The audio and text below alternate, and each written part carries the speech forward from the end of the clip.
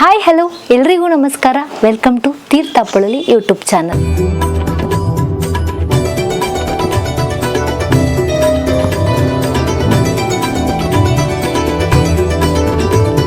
ಇವತ್ತು ನಾನು ಒಂದು ವಿಶೇಷವಾದ ಒಂದು ಪವಿತ್ರ ಕ್ಷೇತ್ರಕ್ಕೆ ಬಂದಿದ್ದೀನಿ.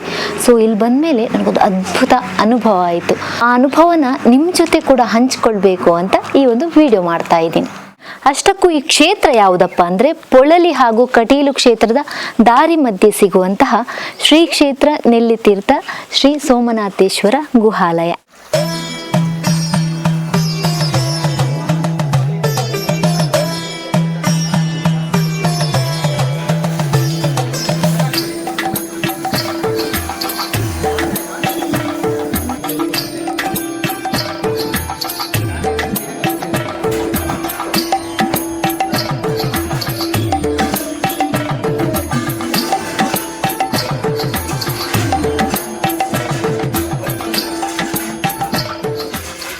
ಹೆಸರೇ ಹೇಳುವಂತೆ ಇದು ಗುಹೆಯ ಒಳಗಿರುವಂತಹ ಶಿವನಾಲಯ.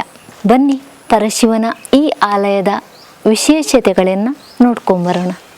ಈ ಕ್ಷೇತ್ರಕ್ಕೆ ಬರಬೇಕಾದ್ರೆ ಅಂದರೆ ನಾವು ಗುಹೆ ಒಳಗೆ ಹೋಗಬೇಕು ಅಂತಂದರೆ 100 ರೂಪಾಯಿದ್ದು ಕೌಂಟ್ರಲ್ಲಿ ಹೋಗಿ ರಶೀದಿ ಮಾಡಿಸ್ಬೇಕು. ಗುಹೆ ಒಳಗೆ ಹೋಗ್ಬೇಕಾದ್ರೆ ನಾವು ಡ್ರೆಸ್ ಎಕ್ಸ್ಟ್ರಾ ಒಂದು ತಗೊಂಬಂದು ನಾವು ಡ್ರೆಸ್ ಚೇಂಜ್ ಮಾಡಿ ಕೆರೆಗೆ ಹೋಗಿ ಸ್ನಾನ ಮಾಡಿಕೊಂಡು ಅದೇ ಮಡಿ ಬಟ್ಟೆಯಲ್ಲಿ ನಾವು ಬಂದು ಜಾಬಾಲಿ ಮಹರ್ಷಿ ಅವರದ್ದು ಒಂದು ಮಂಟಪ ಇದೆ, ಅಲ್ಲಿ ಬಂದು ನಾವು ಸಂಕಲ್ಪ ಪೂಜೆ ಮಾಡಬೇಕು.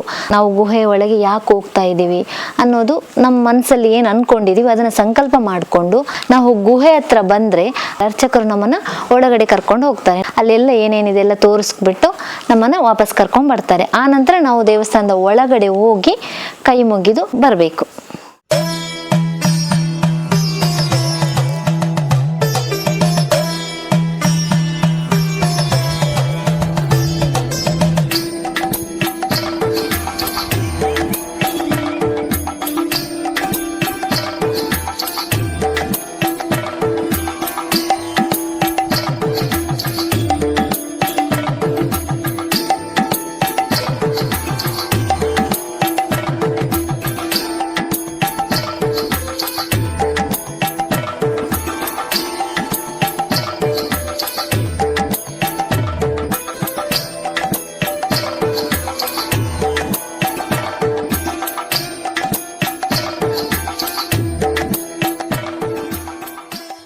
ನಾವು ಗುಹೆ ಒಳಗೆ ಹೋಗಬೇಕಾದ್ರೆ ನಾವು ಮಡಿ ಬಟ್ಟೆಯಲ್ಲೇ ಹೋಗಬೇಕು, ಅಂದರೆ ಒದ್ದೆ ಬಟ್ಟೆಯಲ್ಲೇ ಹೋಗಬೇಕು.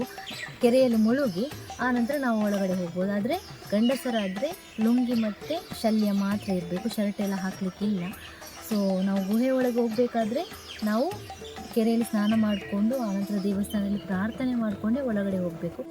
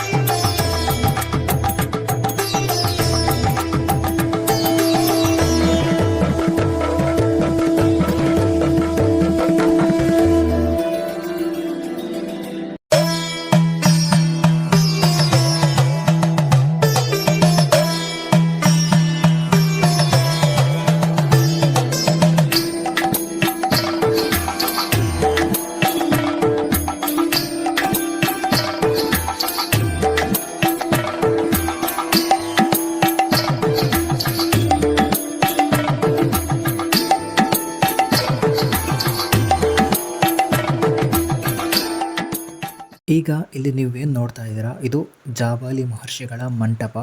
ನಾವು ಕೆರೆಯಲ್ಲಿ ಮಿಂದೆದ್ದು ಸ್ನಾನ ಮಾಡಿ ಬಂದ ನಂತರ ಇಲ್ಲಿ ಬಂದು ನಮ್ಮ ಸಂಕಲ್ಪ ಏನಿದೆ, ನಮ್ಮ ಮನಸ್ಸಿನಲ್ಲಿ ಏನು ಪ್ರಾರ್ಥನೆ ಇದೆ ಅದನ್ನು ಸಂಕಲ್ಪವಾಗಿ ಇಲ್ಲಿ ಮಾಡ್ಕೋಬೇಕಾಗತ್ತೆ.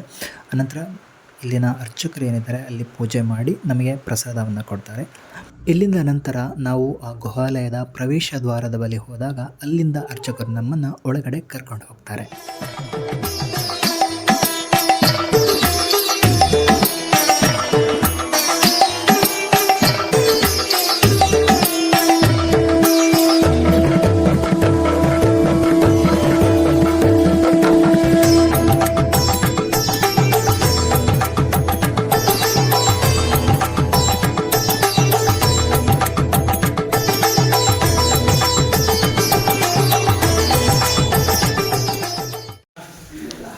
ಇವಾಗ ಒಳಗಡೆ ಹೋಗ್ತಾ ಇದ್ದೀವಿ.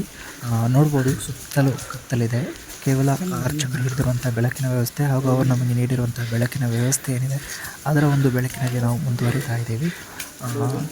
ತುಂಬ ಕಷ್ಟ ಇದೆ ಈ ಒಂದು ಇಲ್ಲಿ ಒಳಗಡೆ ಹೋಗುವಂಥ ಹಾದಿ ಏನಿದೆ ತುಂಬ ಕಷ್ಟ ಇದೆ.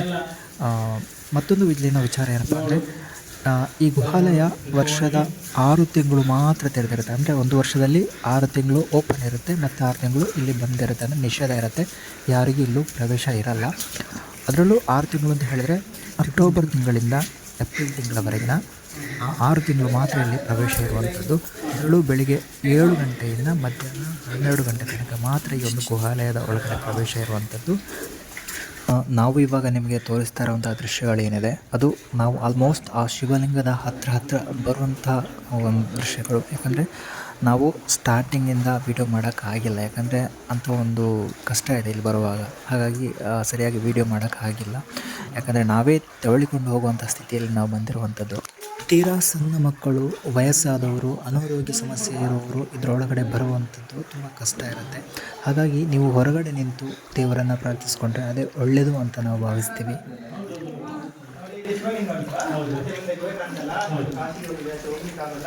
ಜಾಬಾಲಿ ಮಹರ್ಷಿಗಳು ಕಾಶಿಯಿಂದ ತಪಸ್ಸು ಮಾಡ್ತಾರೆ. ತಪಸ್ಸು ಮಾಡುವಾಗ ಅಲ್ಲಿ ಈಶ್ವರ ದೇವರು ಪ್ರತ್ಯಕ್ಷ ಆಗ್ತಾರೆ. ಇದು ನೀರು ಗಂಗೆ ಅಂತರ್ಗಂಗೆಯಾಗಿ ಹರಿದು ಹೋಗುದು. ನೀವೆಲ್ಲರೂ 2 ಕೈಯಲ್ಲಿ ಓಂ ನಮಃ ಅಂತ ಅಭಿಷೇಕ ಮಾಡಬೇಕು. ಅಭಿಷೇಕ ಮಾಡುವಾಗ ನೀರಲ್ಲಿ ಬೀಳ್ತದೆ, ಆಗ ಒಬ್ಬೊಬ್ಬರ ತಲೆ ಕೊಡ್ಬೇಕು.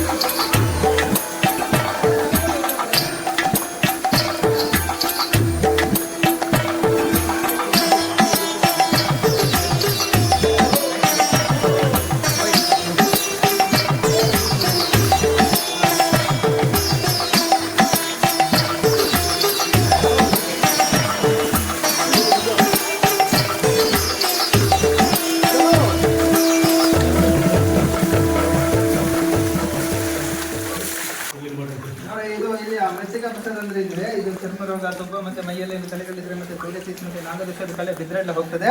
ನೀವು ಬೇಕಾದ್ರೆ ಮಾತ್ರ ಮೇಗೆ ಹಚ್ಚಬೇಕು. ಹಚ್ಚಿದ್ರೆ ಹೊರಗೆ ಹೋಗಿ ಸ್ನಾನ ಮಾಡ್ಲಿಕ್ಕಿಲ್ಲ, ಒದ್ದೆ ಬಟ್ಟೆಯಲ್ಲಿ ನೀವು ಒರೆಸ್ಕೊಳ್ಬೇಕು.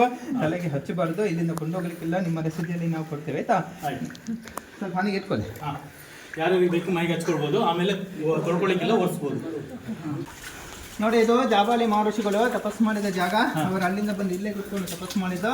ಇಲ್ಲಿ ನಿಮ್ಮ ಎಂಥ ಕಷ್ಟಗಳು ಇದ್ರೂ ಬೇಡಿಕೊಳ್ಳಿ. ನಿಮ್ಮ ಇಷ್ಟ ಆದ ಸಿದ್ಧಿ ಬೇಡಿಕೆ ಏನಾದರೂ ಇದ್ದರೆ ಇಲ್ಲಿ ಪ್ರಾರ್ಥನೆ ಮಾಡ್ಕೊಳ್ಳಿ.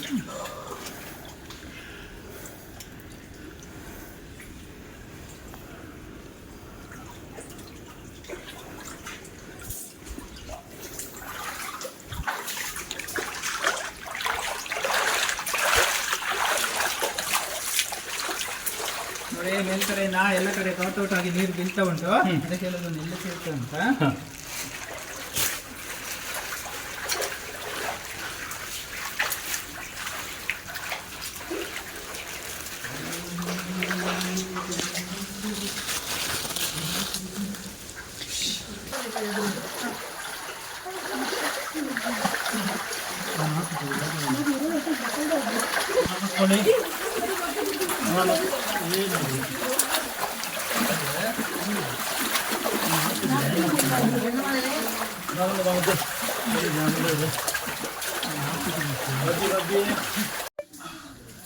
ಮೆಲ್ಲ ತಲೆ ಎತ್ತಬೇಡಿ, ಹಾಗೆ ಬೆಂಡಾಗಿ ಮೆಲ್ಲ ಮುಂದು ಸರಿ ಮತ್ತಷ್ಟು ನೋಡ್ಕೊಂಡು ಕಾಲಿಡು. ಈ ಮೇಲೆ ಸಹ ಎತ್ತು ತಲೆ. ಆಲ್ರೆಡಿ ಗುಹೆ ಒಳಗೆ ಹೋಗಿ ಬಂದಿದ್ದೀವಿ. ಸೊ ತುಂಬ ಖುಷಿ ಆಗುತ್ತೆ. ಶಿವಲಿಂಗ ಇದೆ, ಖುಷಿ ಆಯಿತು, ತುಂಬ ಮನಸ್ಸಿಗೆ ತೃಪ್ತಿ ಆಯಿತು. ತುಂಬ ನೀರಿದೆ ಒಳಗಡೆ. ಸ್ಟಾರ್ಟಿಂಗ್ ಹೋಗುವಾಗ ನಾವು ಸ್ಟ್ಯಾಂಡಿಂಗ್ ಹೋಗೋದು, ಒಂದು ಸ್ವಲ್ಪ ಬಗ್ಗಿ ಆನಂತರ ಮಲಗಿ ಹೋಗಿ ಅಲ್ಲಿ ಶಿವಲಿಂಗ ಇದೆ, ಅಲ್ಲಿ ಶಿವನಿಗೆ ನಾವೇ ಅಭಿಷೇಕ ಮಾಡಿ ಅದರಿಂದ ಸ್ವಲ್ಪ ತಲೆಗೆ ಹಚ್ಕೊಂಡು ಆಮೇಲೆ ಮೈ ಕೈಗೆಲ್ಲ ಹಚ್ಕೊಂಡು ಒಂದು ಗಂಧ ಇರುತ್ತೆ. ಸ್ವಲ್ಪ ಕತ್ತಲಿದೆ, ಅದೇನು ಭಯ ಆಗಲ್ಲ, ಖುಷಿ ಆಗುತ್ತೆ. ಅದ್ಭುತ ಅನುಭವ ಆಯಿತು ನನಗೆ. ಒಂಥರ ಏನೋ ಒಂದು ವಿಚಿತ್ರ ಜಾಗ ಬಂದು ಇಲ್ಲಿ ಬೆಳಕು, ಅಲ್ಲಿ ಖುಷಿ ಆಯಿತು. ವಿಶೇಷ ಜಾಗ ಇದು. ನಾವು ಹತ್ತಿರದಲ್ಲೇ ಇದ್ದು ನಾವು ಇಷ್ಟರವರೆಗೂ ಬಂದಿಲ್ಲ, ಫಸ್ಟ್ ಟೈಮ್ ಬಂದಿದ್ದೀವಿ. ನಾವು ಹೋಗೋ ಜೊತೆಗೆ ಬ್ಯಾಂಗ್ಳೂರವ್ರು ತುಂಬ ಜನ ಇದ್ದರು ಬರುವಷ್ಟೊತ್ತಿಗೆ, ಹಾಗೆ ಎಲ್ಲರೂ ಒಟ್ಟಿಗೆ ಹೋಗಿದ್ವಿ. ದೀಪದ ಬೆಳಕಲ್ಲಿ ಟಾರ್ಚಲ್ಲಿ ನಾವು ಹೋಗಿರೋದು. ಎಲ್ಲ ನಾವು ಹೋಗೋದು ಕಷ್ಟನೇ ಇದೆ. ಸೊ ತುಂಬ ಖುಷಿ ಆಯಿತು.